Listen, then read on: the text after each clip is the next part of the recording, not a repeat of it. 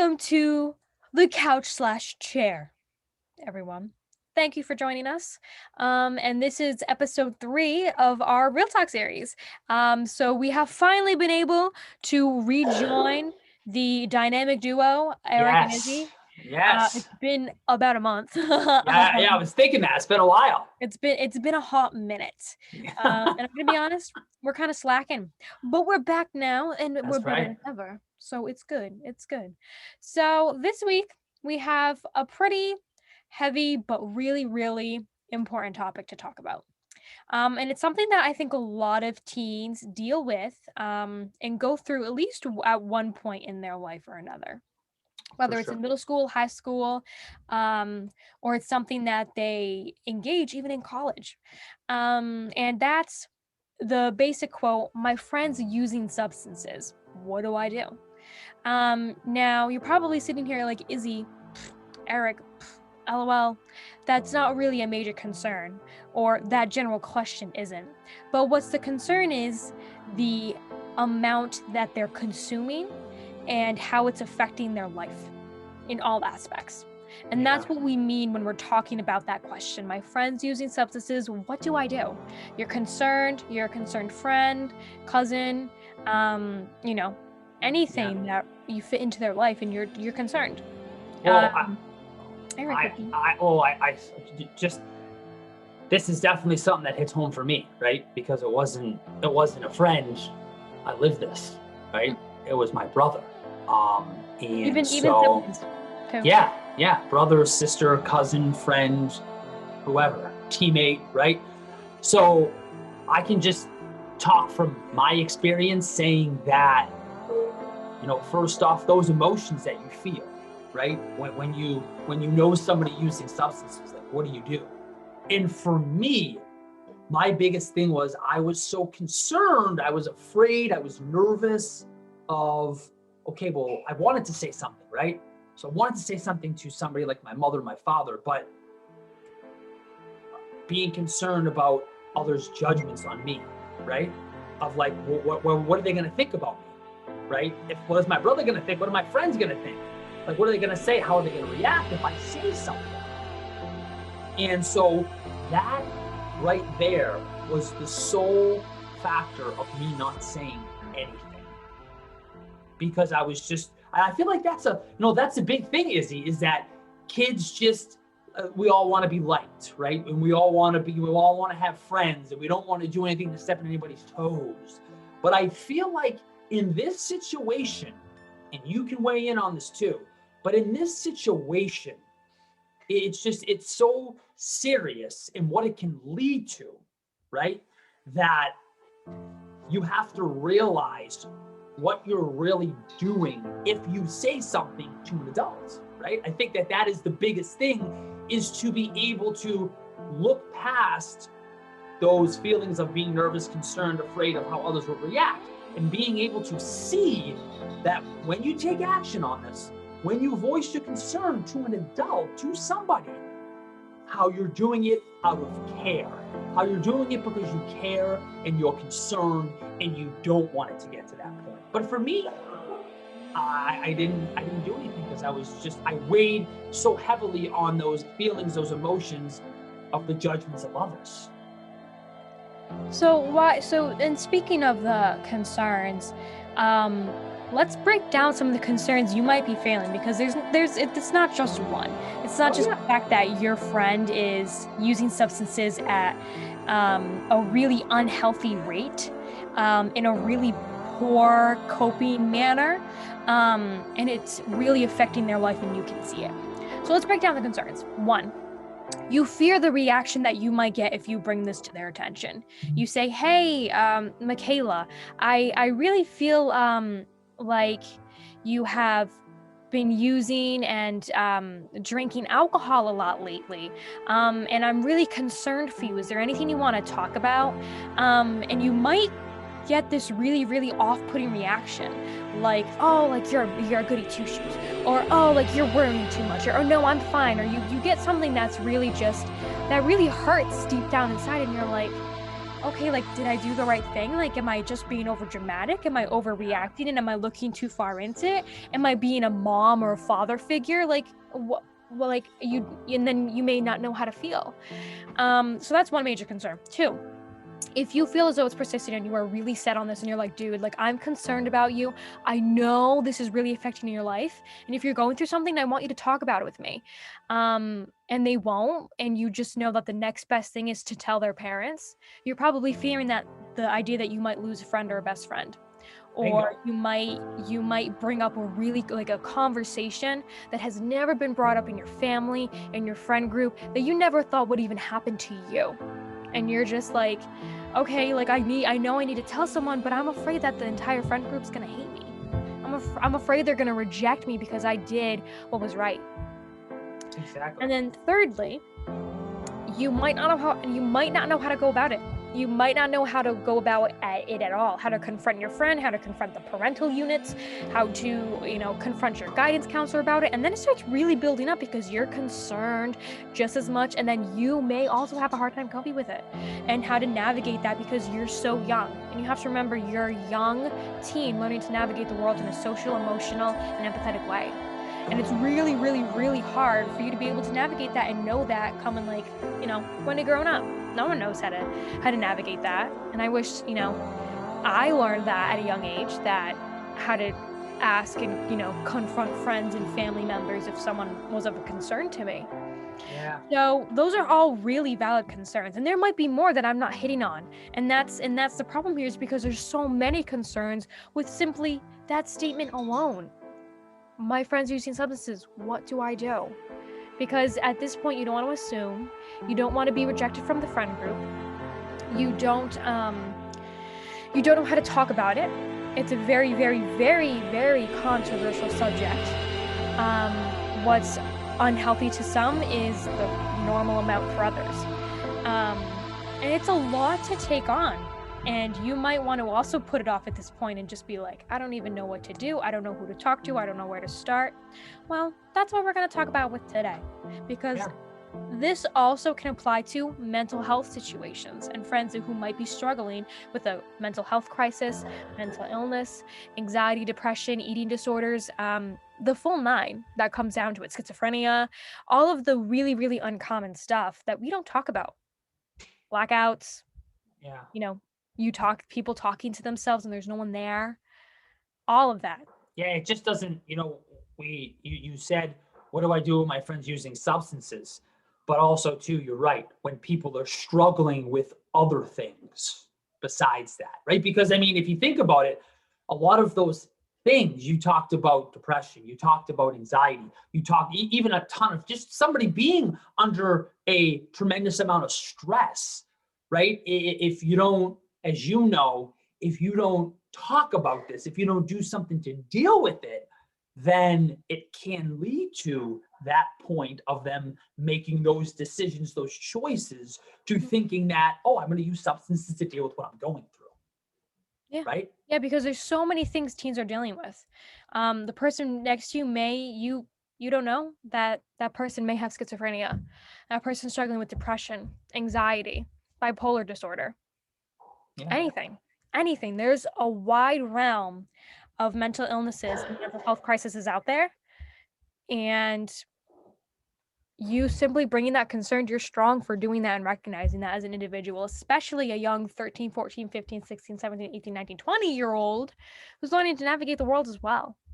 Yeah. So let's break down those concerns even more and talk about how to cope with them and how to go about them. First, Yeah, I would say 1, the off-putting reaction that you might get and or rejection that may follow.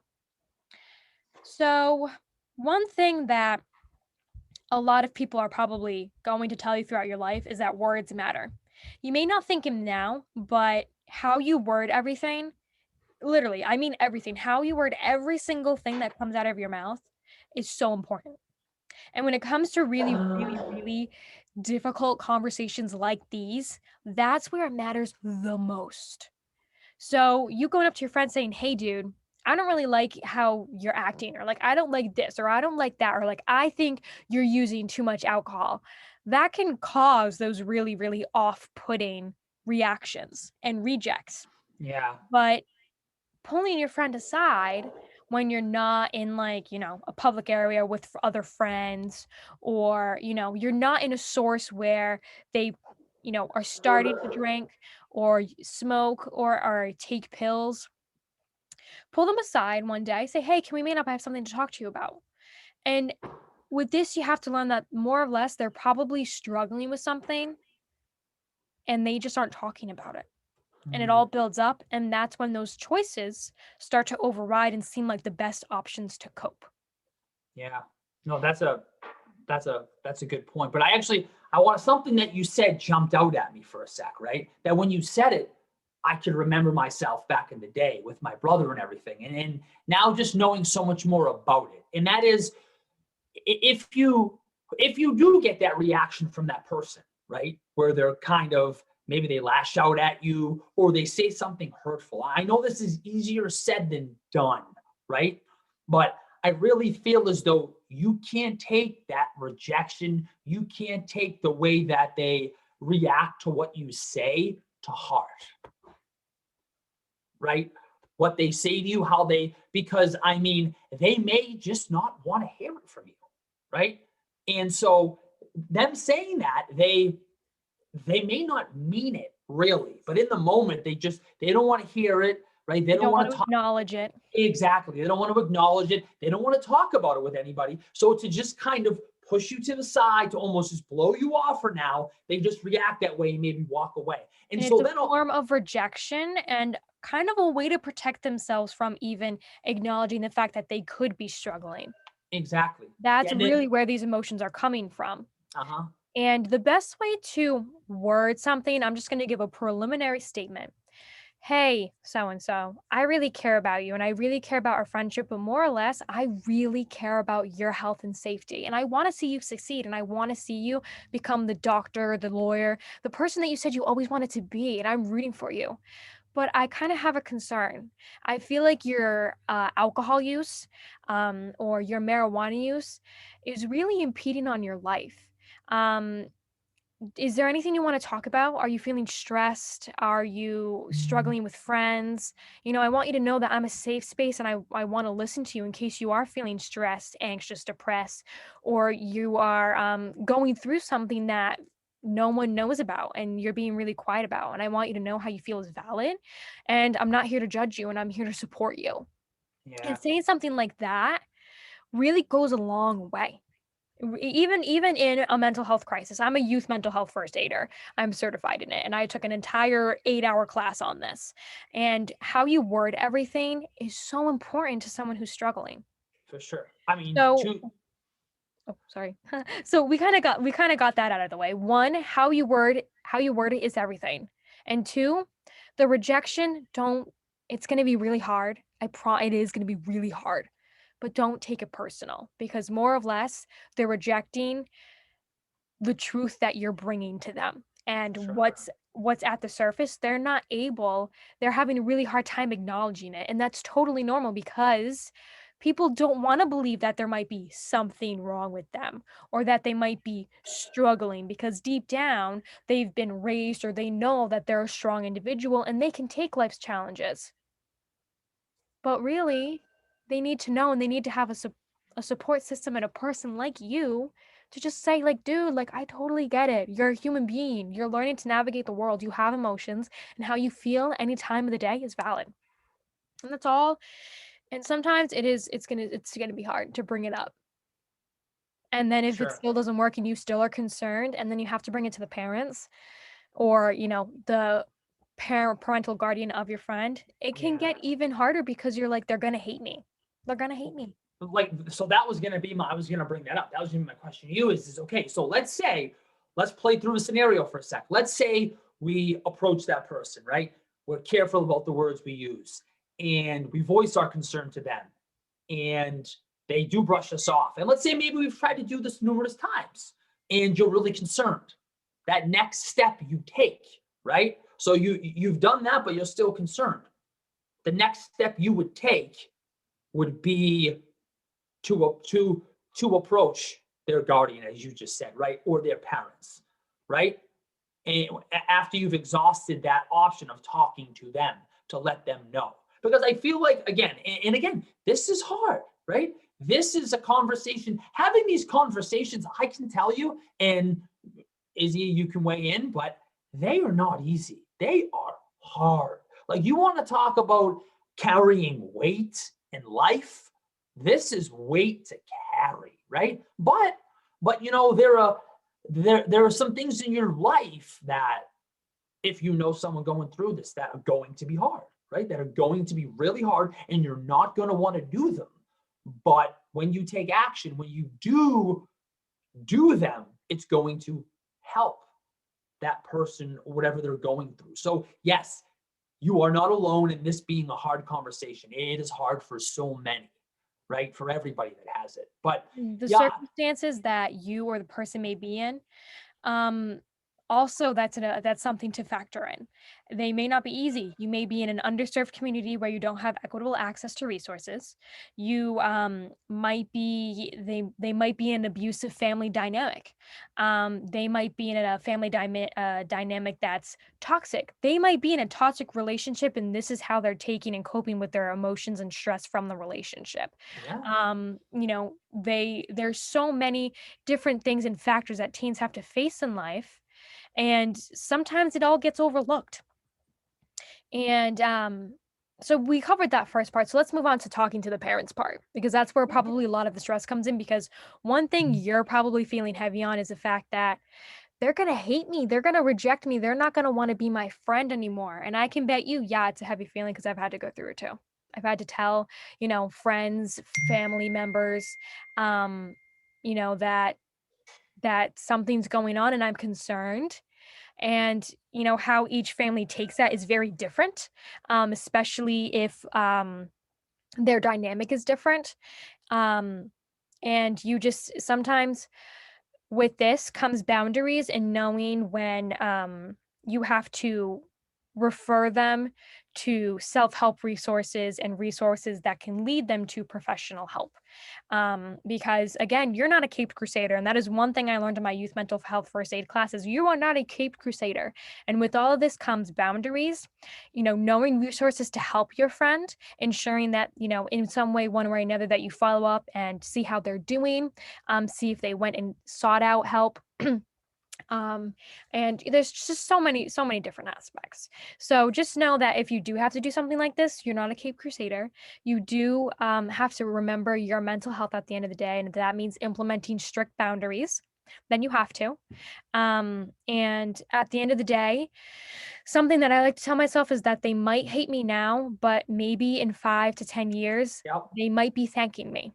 They might be thanking me like, hey, I haven't talked to that girl in a while, but you know what? She really saved my life, because I don't know where I would be if she didn't tell my mom and dad, if she didn't tell my aunt and uncle, if she didn't tell my grandmother, if she didn't tell so and so. Like And it's really that's hard to tell yourself that when you feel as though that the first immediate thing that's going to happen to you right then and there, because sometimes we can't see past short term. We see the short term and that's it. Sometimes we can't see past that.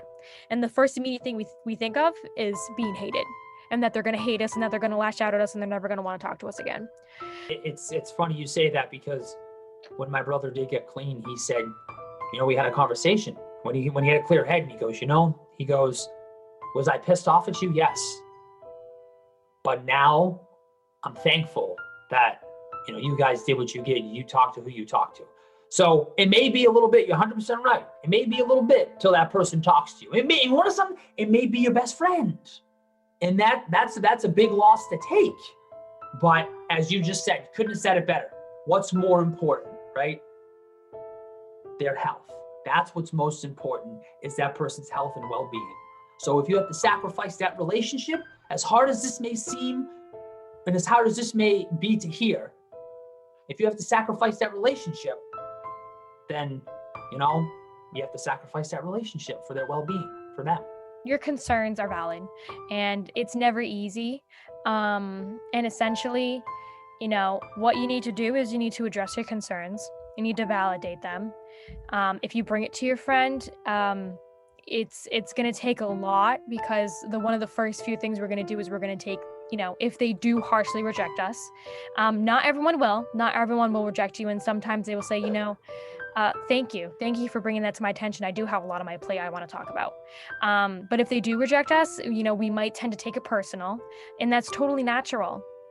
And if we still feel as though something's we're not making any progress, or there needs to be some kind of assistance outside of it, we might need to take it to an authority figure, whether it's a guidance counselor, the school psychologist, trusting adult, your family. It's not easy. It's not easy, and you're doing the best you can to navigate it, and to ensure that your friend is healthy, safe, and that they're going to be the successful person that they want to be. In this realm of this topic isn't easy, it's tough.